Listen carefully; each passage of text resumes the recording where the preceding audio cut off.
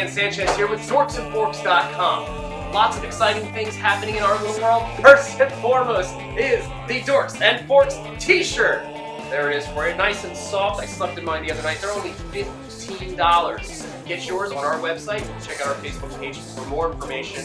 If you're local, we can get it to you for no shipping. If you're outside of Delaware, it's $5 for flat rate shipping, all right? Keeping it simple for us. Also, something very exciting that we did this past weekend is Brian and I had the opportunity to go to Delaware's first Comic-Con, Galactic Con in Middletown, Delaware. Brian and I held down the fort at our little booth with all the other crazies around there. We sent out our new man on the street, Uncle Traveling Chris, and here is his first postcard. Uncle Traveling Chris here with Dorks and Forks. We're at Galactic Con down in Middletown, Delaware. Things are getting crazy. This parking lot is buzzing. There's all kinds of characters. I literally have no idea what I'm about to get myself into, but I'm really excited about it. Let's get inside and take a look.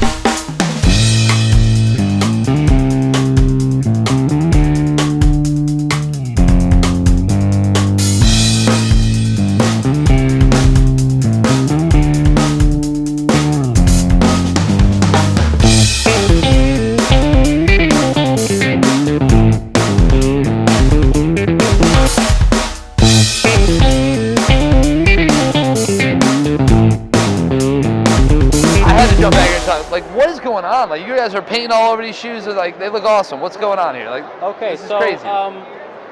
yeah, they're all hand painted. We use an acrylic paint. So basically, once they're painted and cured, they're like a plastic, waterproof, durable paint on their own, right? Okay. So, but that's not enough if you're going to wear them on a day-to-day basis. You want to have a little extra protection. So we put an acrylic seal over top of them. That way, if you're walking out, it's raining, you get mud splats on them. The mud's actually on the top coat. It's not on the paint. So you can clean them. Yeah, like so you can absolutely. You can take like a cloth with some warm water and you gently wipe it, and it'll come off the top coat. It's not going to damage the paint. So these aren't just like art pieces you put on your shelf. You can actually wear these and show them off. My pair's right there. Okay. My wife is actually wearing knee-highs. This is a project of ours. There she is. We're working on extending out to wedges and heels. Yeah. We started out just doing airwalks, but people wanted Converse. I'm looking through some of these pictures, and we're kind of flipping through, and I noticed there was a couple famous people. Maybe where are you guys out of, and like who's wearing these things? So we went to our first con, and Ernie Hudson from the Ghostbusters was there, and we were like, oh, that's kind of cool. Right. So we went over there. He was eating breakfast once on the Sunday. We went over to see him. Okay. And he was just sitting there by himself. No one was really coming to him yet because a lot of the crew hadn't come in. So we said, hey, you're wearing Converses. We paint Converses too. We paint shoes. Yeah. He said, okay, well, maybe I'll come by to your shop. Yeah, maybe I'll check it out. So we thought he was kidding. Right, of course. And, within 10, 15 minutes, he came by. We got a lot of pictures of him, like, browsing through. He said, can you guys make me a Ghostbuster shoe? We said, sure. What do you got in mind? Yeah. He sent us a few of his pictures, and he said, I want one with, the crew on one side, me with the boys, and on the other side, I want the Echo One. And we was like, okay, sure, no problem. He paid for the shoes full price right there. On the spot. We had them ready. We sent them out to him within like 2 weeks. We worked on them for like a week. Sure. Like the first version. That's a big opportunity. Yeah. You know? We pulled out all the stops. Took pictures of them, sent them to him. About a month later, he said, hey, I'm wearing your shoes. And he was on the site of What's Hot in Cleveland. And I got a snap of him wearing the shoes. He's like kind of sitting there, Ghostbuster shoe on the side. Did he wear them in the episode or? Yeah, I don't know if there's a scene with him wearing them, but he was wearing them while he was actually doing the show, doing the shot. That's pretty cool. Either way, that's awesome. Dorks and Forks. All right, so I'm with Ed from Raiders of the Lost Toys, and I couldn't help but notice Castle Grayskull sitting up here. Like, what does something like that go for? I have no idea. I actually have one of those in my mom's basement. I'm selling that for $125. Are you serious? I have seen him do higher, but I see him do higher. But that thing right there is $125. All parts.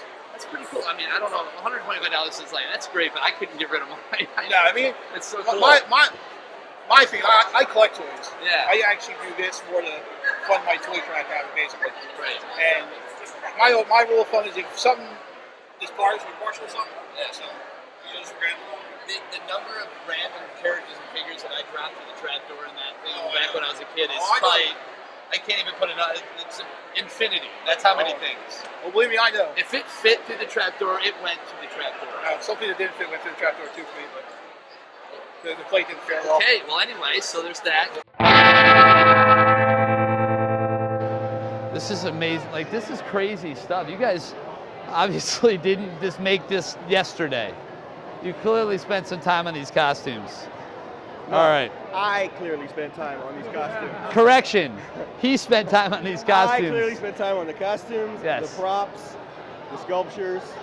We spent a shit ton of time on the books. All this stuff. Oh, Okay, so much time collectively. on the books. And you know what? Bottom line is you can't wear them all at the same time. So you need these I guys tried. to look good, I tried. right? So that's important. This is only half the crew. Yes, really. Oh yeah. So I mean, what is so Less steam than pulp 12 tales? yeah. Steam pulp tales. It's obviously in that steampunk kind of feel. Right. You got your own twist to it. Right, like right. what? Talk to me about it. This is cool, man. Looks So, awesome. so the whole point was, step in, Ray. Yeah, step in. The whole point was, Ray and I read a lot of science fiction. We watch a lot. We're into the science fiction genre. We like the aesthetic of steampunk, but Sure. we couldn't find any books we liked. We hated all the books. They were terrible. We hated the political correctness. We hated the social justice warriors. So we were like, all right, we're both creative. We're both writers. We're going to write our version of what we think steampunk is. Right. And that's where So, you get all right, so we got this book here. steampunk airships, steampunk guns, steampunk chicks with guns and airships. Those are our priorities. I get, and listen, life's all about your priorities. Right. You got to figure out what what you're all about, and just go with it. Rock it out. We like sword fights and short skirts. Sword fights and short skirts. And that's Yeah, the the book. women that belong to the group aren't here today, but we got those too. Well, what the heck, guys? You're holding Yeah, back. because they're all It's in belly ridiculous. dance stuff. I'm not gonna. I'm glad that you guys didn't Yeah. wear the short skirts, No, so that's yeah. good. And you don't want to see his belly dance. All right, so you guys were making some noise earlier. What was that all about? Well, the question is, gentlemen, who are we? Imperial American Air Corps! Gentlemen, who are we? The sky's finest! Imperial American Air Corps! Imperial American Air Corps! Imperial American Air Corps! Hoorah! That's who we are. There it is, people. I couldn't have said it any better. Awesome. Cool stuff. Dorks and forks. Dorks and forks. Dorks and forks. Hi, I'm Brian Lyle. And I'm Dan Sanchez of DorksandForks.com. Thanks for watching our videos. If you'd like to see more, make sure you subscribe to our YouTube channel here, or follow us on Facebook, Twitter, or Instagram. We'll see you soon. Yeah, thanks for watching. Dorks.